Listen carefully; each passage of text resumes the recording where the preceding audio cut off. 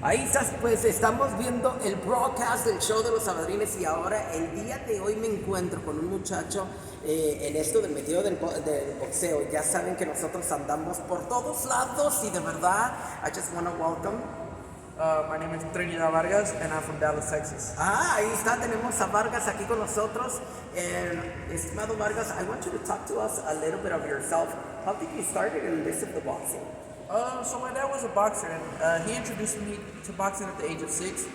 So I've been boxing probably 15, 16 years. I'm 22 now, so tons of experience and just learning as much as I can. But yeah, my dad was the main one that got me into boxing. So talk to me, when you started this of the boxing, we're gonna start from the way bottom. Mm-hmm. What was going through your mind, bro? So I fluctuated between different sports. So coming up at 6 years old, I was also playing soccer. My dad wanted to give me the options of picking different sports that I wanted to try because he knew boxing was a tough sport and he would just wanted to make sure I was going to be dedicated to it. So actually, I just fell in love with the sport of boxing, really. Doing it over and over, it kind of faded away from soccer and just became boxing was like my main sport. You were not scared when you first saw the ring up there? Because I know it's something panicking that you start for your first time, you see the ring and basically a lot of things go through your mind. It's like, damn, should I take the chance? Should I take the second step?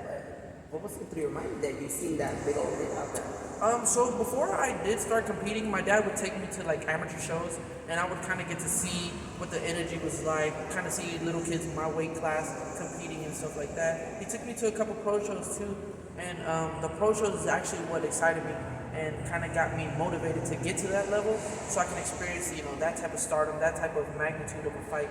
And it was all a great experience, coming up because little kids are nervous too, and don't get me wrong, I had my time where I was a little bit nervous and things like that, but really what shook my nerves is when I won my first national title.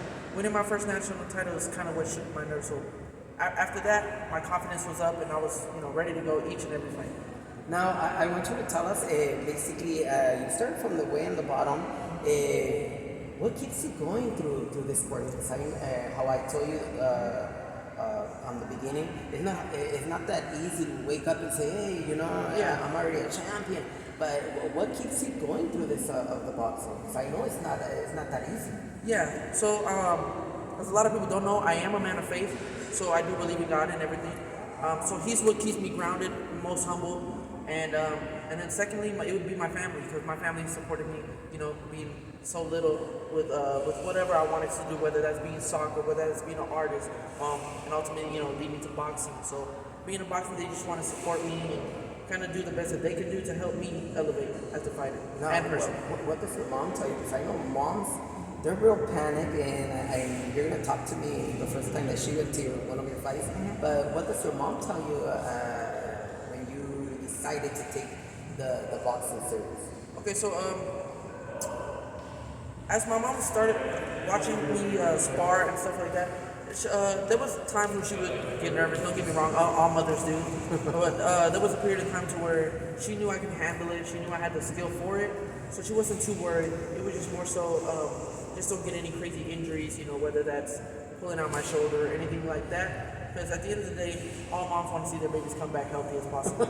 So, she wasn't too scared, knowing that I had the skill to kind of like, I guess, protect myself and keep up with a lot of guys. Now, the first time that your mom sees you fighting on the ring, mm-hmm. What was her reaction? She was actually excited. So, my first amateur fight, I did win, and I won unanimous. So it was a great experience. She was excited. And don't get me wrong, I was anxious. I was ready to get in that ring because, being 6 years old and then starting to compete at 8 years old, you got about 2 years almost to just prepare for that moment. And, it definitely met expectations for me, ultimately walking away with the win. Now, how many wins did you have and how many losses did you have? So in the amateurs, I finished with 212 fights. So that's a lot of fights. My main reason why we do have that many fights was to build experience as well. But national tournaments, you fight up to 6 times. You can fight probably every day. And being a small weight class, there's gonna be a lot of little guys and stuff like that. So that was my activity too. But we would also take little shows here and there, like Saturday. there would just be 1-day tournaments or stuff like that. So we would do that just to get experience, just to see many different styles. So as a pro, it's easy to adjust. Whether they say, hey, we're gonna switch your opponents the week up, it's easier because, like I said, I've seen this style. I've been there and experienced that, so where I'm able to just adapt better. Now, we could say now that you're professional, how many rounds have you fighted, or how many losses do you have? Gotcha. So I'm an undefeated pro. I have 5 wins, and I have 1 win coming by way of knockouts. But we're gonna change that. We're gonna start stepping on the gas a little. Hey, that's the reason we're here at Robert Garcia, because we're gonna start picking up that KO ratio. That's for sure. But yeah, undefeated 5-0, and still learning a lot.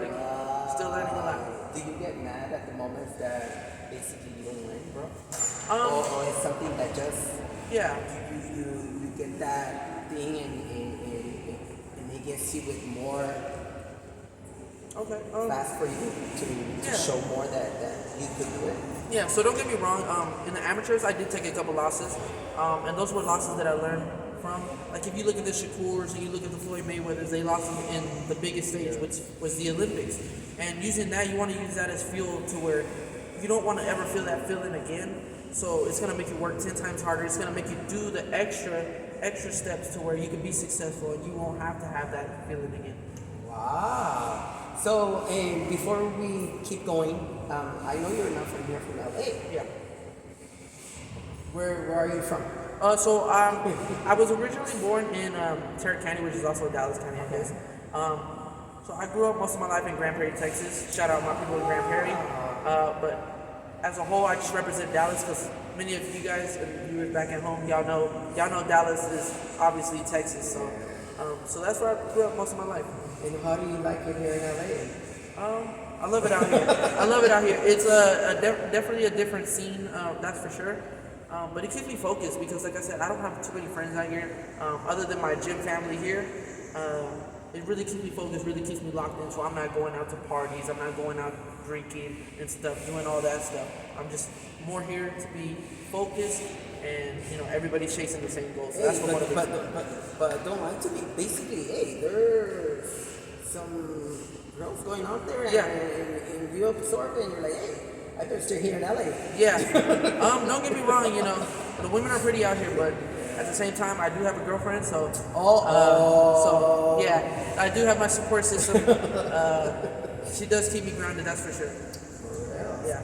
So, what is it that we're gonna do for you the rest of the year 2025? So you can catch my next fight October 18th. It's gonna be in Long Beach, California. Alongside my teammates Chop Chop Gonzalez and Art Barrera. So you can definitely catch us that. You can check that out on my Instagram too at KGBFRMDA214. And you can check that out. I'll be posting stuff like that, updating my fights, updating my trainings and stuff like that. Keep y'all engaged. I want you to tell us, how is it with the food, with the diet? What is the weight that you're fighting? So I fluctuate between 115, 118. You might see me at 118 just because we can't get a fight at 115 because it is tough to get these little guys in there sometimes. But as far as diet, it's just mainly watching what agrees with the body. Staying away from the fried food, staying away from the junk food, obviously. But you want to stay motivated, whether that's eating grilled chicken, grilled chicken, fish, and stuff of that nature. Real foods, in other words. Is it hard for you to keep away those burritos, those tacos, your little bags of tack, your little can of soda, hey, don't your get little bar of chocolate? Yeah, hey, don't get me wrong. I love my junk food. Don't get me wrong. When I'm at a camp, I love to eat. What is your favorite plate? Favorite plate? Yeah, that you say, man, should I cheat today and eat that favorite plate, or? So usually when I'm at camp, I'm pretty locked in, pretty focused. So I'm not really thinking about that. It's more of just because I know what I put in my body is what I'm gonna get out. So if I'm putting the right things in there, I'm gonna get great performances in sparring and ultimately lead up to the fight night to where I feel super strong. I just feel ready to go, and that's the feeling that I like. So with that feeling, you gotta have this. Now, do you do your 6 or 7 days of gym where you start running, you come here to the gym, Yeah. you know, you're doing all that. Is it the 7 days, or there's some certain days that you have, and you have your day off where you gotta take a break, and your body is like, hey, you know what? We gotta take a little break. Um, yeah, there's definitely when you're in camp, you do want to make sure you're recovering as well. Like I like to treat my body well. There's also people out there that say your body's just like a sports car. You know, if you're putting the right fuel, you're doing the maintenance, your car's gonna last a little longer, and that's the same way with the human body. So I feel like the more recovery I do, whether that's on a Monday or Tuesday after a hard sparring, I know it's gonna be beneficial in the long run. Now, there's been times for you, bro, when you just want to throw the towel and say, no more. I'm already tired. I cannot keep going. I cannot keep going with the 6, 7 days. Yeah. Has there been time where you just want to throw the towel? I'm not gonna lie. There's some tough days, but you know, soy mexicano. Wow. We don't quit. We don't throw in the towel. So that's for sure. So what keeps you going through this, where you just wake up and you're like, you know what? I feel like throwing the towel. Yeah. You say, you know what? Nah, let's get up. What keeps you going through this? That world title. That world title, you know, because it's gonna solidify everything that I've ever done in my career. Everything since I was a little boy. I actually got to take pictures with Manny Pacquiao when he fought Margarito. And I got to see the WBC belt. And seeing that WBC belt just, I don't know, it just struck a chord in me to where that's the belt that I want to win, that's for sure. But yeah, that's definitely what gets me. Now, there's a main goal that you want to reach out. What is it? The main goal that you want to reach out to? I don't want to speak too much of my goals just yet.